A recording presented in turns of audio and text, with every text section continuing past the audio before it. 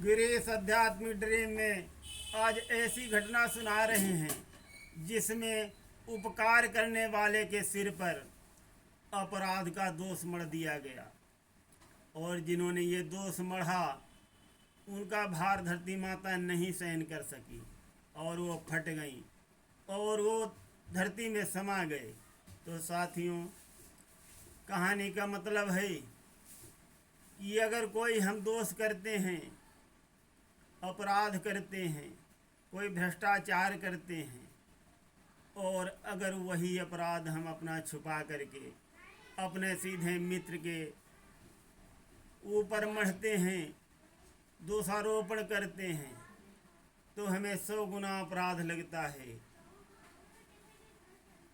जो सज्जन, उपकारी, सदाचारी व्यक्ति को षड्यंत्र में फंसाने की कोशिश करते हैं उनका अंत इतना बुरा होता है, इतना बुरा होता है कि देखने वाले की भी रूह कांप जाती है। साथियों, तो सुनिए यहाँ पर अत्यंत प्रेरणादायक एक आध्यात्मिक कहानी। पंडित जयदेव जी थे, वो अत्यंत सिद्ध और सदाचारी व्यक्ति थे, बहुत ही सीधे साधे थे। एक राजा उनके ऊपर बहुत ही मेहरबान था, बहुत उनका भक्त था। समय समय पर पंडित जयदेव जी को वह महाराज बुलाते थे और पंडित जी से कहते थे कि दान दक्षिणा ले लो। पंडित जी बहुत सी चीजें देने का आग्रह करते थे, किंतु पंडित जयदेव लालची नहीं थे, उनको किसी चीज का लालच नहीं था। वो मना कर देते थे कि नहीं महाराज, हमें इस चीज की आवश्यकता नहीं है, जब मुझे कुछ आवश्यकता होगी मैं आपसे स्वयं मांग लूंगा। और वो ब्राह्मण देवता बहुत त्यागी थे, बहुत ही त्यागी, बिल्कुल उनके मन में लालच नहीं था। तो एक दिन महाराज के यहाँ कोई महोत्सव हुआ, तो महाराज ने पंडित जी को जबरदस्ती बहुत ही दान दक्षिणा दे दिया। वो मना करते रहे किंतु महाराज नहीं माने और लाखों असरफी स्वर्ण मुद्राएं भर भर के पंडित जी को दे दिया। पंडित जी वहां से चल दिए तो यह बात डाकुओं को पता चल गई कि आज पंडित जयदेव जी को महाराज ने बहुत सा खजाना दिया है।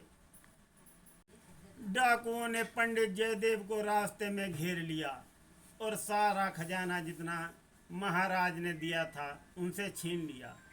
बाद में सोचने लगे डाकू लोग कि पंडित तो महाराज का बहुत मुंह लगा है, ये हमें जरूर पकड़वा देगा और हम सबके सब मारे जाएंगे, इसलिए अच्छा यही होगा कि पंडित जी को भी यहीं मार दो, आगे की कहानी खत्म हो जाए। तो यही सोचकर डाकुओं ने पंडित जी के हाथ काट लिए और उनको एक अंधकूप में डाल दिया। उस कुएं में पानी नहीं था। पंडित जयदेव जी उसी में पड़े रहे। 1-2 दिन गुजरे। महाराज जंगल में शिकार खेलने के लिए आए तो उनको प्यास लगी। सैनिकों से कहा कि जाकर के कुएं से पानी लेकर के आओ। तो सैनिक अंधकूप का पता लगाते हुए वहां आ पहुंचे और जैसे ही कुएं में लोटा डाला तो पंडित जी ने कहा, भैया जरा आराम से डालना लोटा, मैं नीचे हूं। तो सैनिकों को पंडित जी की आवाज लगी कि अरे, ये कुएं से पंडित जी की आवाज आ रही है। फिर ध्यान से सुना तो समझ गए कि ये तो पंडित जी की ही आवाज है। तुरंत जाकर के महाराज को खबर दी कि अरे महाराज, पंडित जी तो कुएं में पड़े हैं। तो महाराज ने सैनिकों से कहा, देर मत करो, तुरंत जाओ और पंडित जी को अच्छी तरीके से कुएं से बाहर निकालो। तो सैनिक दौड़ करके आए और पंडित जी को बिना कष्ट पहुंचाए हुए बहुत आराम से कुएं से निकाला गया। पंडित जी ने कहा कि अरे, हम तो अपने पापों का फल भोग रहे हैं, जो हमारी किस्मत में लिखा था वो फल हमें मिल रहा है, तुम लोग क्यों परेशान हो रहे हो? मुझे नहीं लेना है दवाई ववाई, मुझे नहीं जाना है डॉक्टर के पास कहीं, मुझे ऐसे ही पड़ा रहने दो। महाराज भी आए, पंडित जी को प्रणाम किया और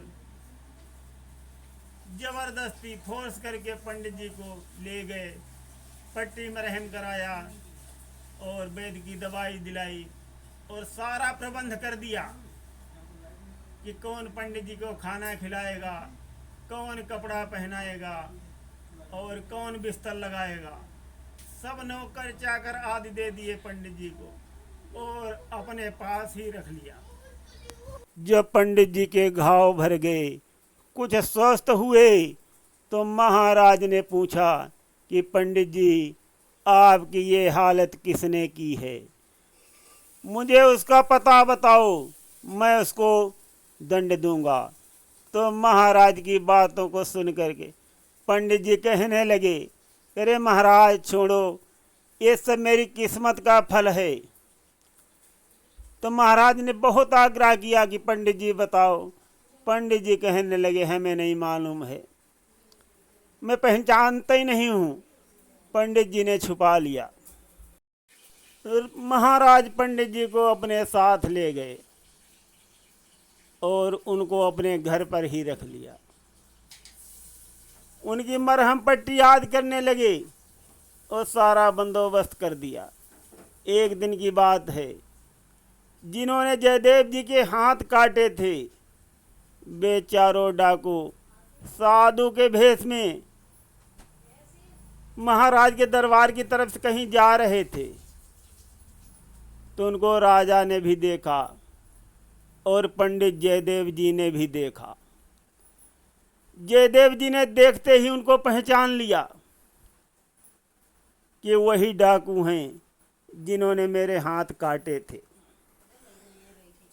जयदेव जी ने महाराज से कहा कि राजन, आप हमको धन लेने की प्रतिदिन बात करते रहते हो। अगर धन देना है तो जितना भी अधिक धन दे सकते हो, वे मेरे मित्र जा रहे हैं, उनको दे दो। मेरे को धन दो या मेरे मित्रों को धन दो, एक ही बात है महाराज। महाराज को पंडित जी की बात सुनकर अत्यंत आश्चर्य हुआ और वो सोचने लगे, पंडित जी ने कभी उम्र भर किसी के प्रति आप दे दो, उसको दे दो या मुझे दे दो नाम का शब्द प्रयोग नहीं किया है, किंतु आज पंडित जी को क्या हो गया है। महाराज को आश्चर्य तो बहुत हुआ, किंतु पंडित जी के वचनों को उनकी आज्ञा मानकर महाराज ने सैनिकों से कहा कि जाकर के उन चारों साधुओं को बुला करके ले आओ। तो सैनिक उन चारों साधुओं को बुलाने गए। जब वे चारों साधु आए महाराज के दरबार में, तो महाराज के साथ में बैठे हुए पंडित जी को देखा तो वो डर गए, उनके प्राण सूख गए। सोचने लगे कि ये पंडित जी अब हमको मरवा देंगे। महाराज ने पंडित जी के संबंधी जानकर उन चारों भेषधारी साधुओं का बहुत स्वागत सत्कार किया और आदर पूर्वक बहुत सी धन दौलत दिया। सोने चांदी हीरे मोती जवाहर बहुत दिया। अब उनका बोझ ज़्यादा हो गया, ले जाने में असमर्थ हो गए।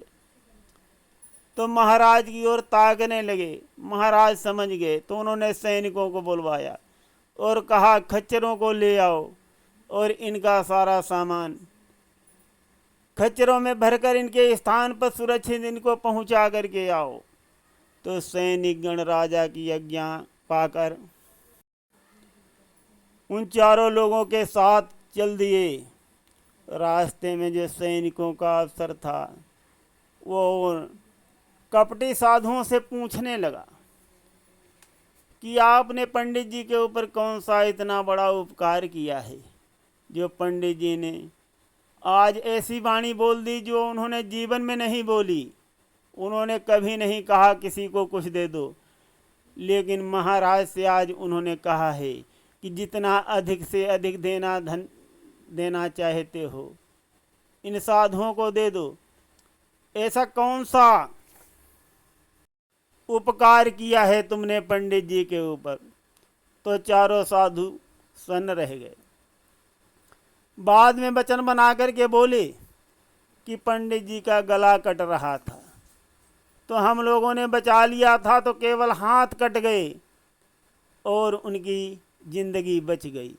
यही हम लोगों ने पंडित जी पर उपकार किया है। जैसे ही ये वाणी बोलते हैं धरती माता उनका बोझ सहन नहीं करती हैं और फट जाती हैं। वो चारों साधु भेषधारी अपराधी धरती माता में समा जाते हैं और मर जाते हैं। तो साथियों, ऐसा अपराध नहीं करना चाहिए और अपना किया हुआ अपराध किसी सज्जन या सदाचारी पर अगर जो मढ़ दिया जाए तो अपराध 1,00,000 गुना अधिक बढ़ जाता है। तो यहाँ पर यह सिद्ध हो गया। जब चारों भेषधारी साधु अपराधी माता धरती में समा गए तो हल्ला हो गया कि अरे अरे ऐसा हो गया, सैनिक लोग खजाना लिए जा रहे हैं। महाराज को खबर हुई। तब महाराज ने पंडित जी से पूछा कि पंडित देवता, अब तो सच सच बताओ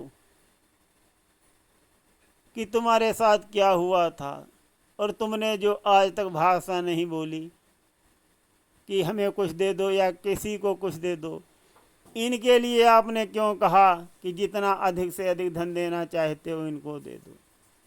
इसका क्या राज है? तो पंडित जी बताते हैं कि इन्होंने ही मेरे हाथ काटे थे। ये पंडित जी की बात को सुनकर महाराज चौंक जाते हैं और कहते हैं कि हे पंडित देवता, आपने उस समय हमको क्यों नहीं बताया? मैं इनको सजा देता, दंड देता, और आपने तो इनको धन दिलवा दिया। तो पंडित जी बोले, महाराज धन मैंने इसलिए दिलवाया कि इनको धन की आवश्यकता है। धन की आवश्यकता में ये मर्डर करते हैं, दूसरों के हाथ काटते हैं, गला काटते हैं, तो इनको धन इतना मिल जाए जो इनकी ज़रूरत पूरी हो जाए, आगे किसी के हाथ न कटें। इसलिए मैंने आपसे इनको धन दिलवा दिया। और उन्होंने मेरे हाथ काट कर मेरे ऊपर उपकार किया था, क्योंकि मेरा पूर्व जन्म का पाप मोक्ष हो गया। इस उपकार के बदले मैंने उनको आपसे धन दिलवा दिया कि महाराज जितना आप धन दे सकते हो दे दो। तो मैंने उपकार का बदला उपकार से दिया। तो महाराज पंडित जी की बातों को सुनकर के दंग रह गए। और जैसे ही पंडित जी ने कहा कि मेरे पुराने पापों का मोक्ष हो गया, पंडित जी के नए हाथ निकल आए।